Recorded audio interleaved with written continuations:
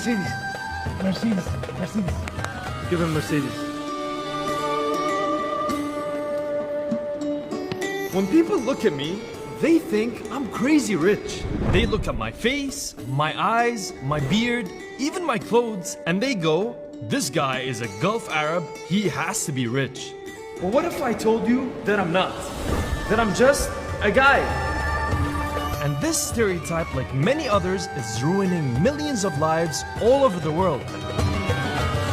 Let me explain.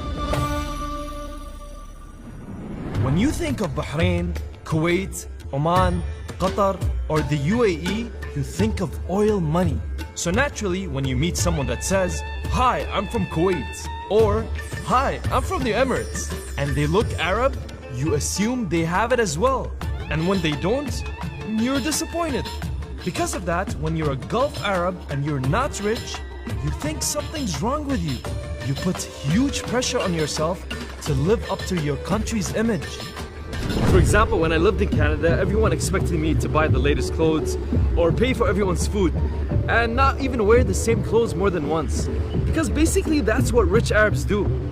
Thousands of Gulf Arabs take huge loans so they can pay for supercars, luxury clothes, and a show-off lifestyle. Because if they don't look rich, they feel like a failure.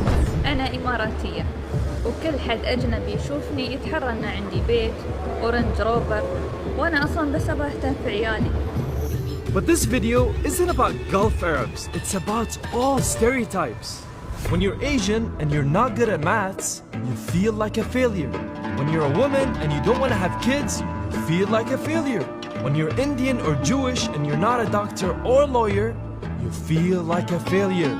And the worst part is that this huge pressure can become a self-fulfilling prophecy.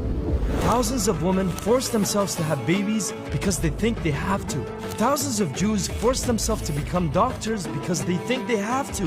And thousands of Indians force themselves to be lawyers because they think they have to. You know, the Indian stereotype is you have to be a doctor, a lawyer, an engineer, because these are the jobs that are going to make you successful. But that's not entirely true. I'm a writer and I'm making a pretty good living as one. Of course, stereotypes can be helpful. Research shows that they help our brains process the world a little easier and faster. And some of them are even true. But when we force them onto strangers, we take away their chance to be unique, to have their own identity, to be their own human being, beyond where they come from and what they look like. So next time you meet a stranger, don't just ask them about their countries or their cultures. Ask them about who they are and what they like to do. They might teach you so much more than you can ever imagine.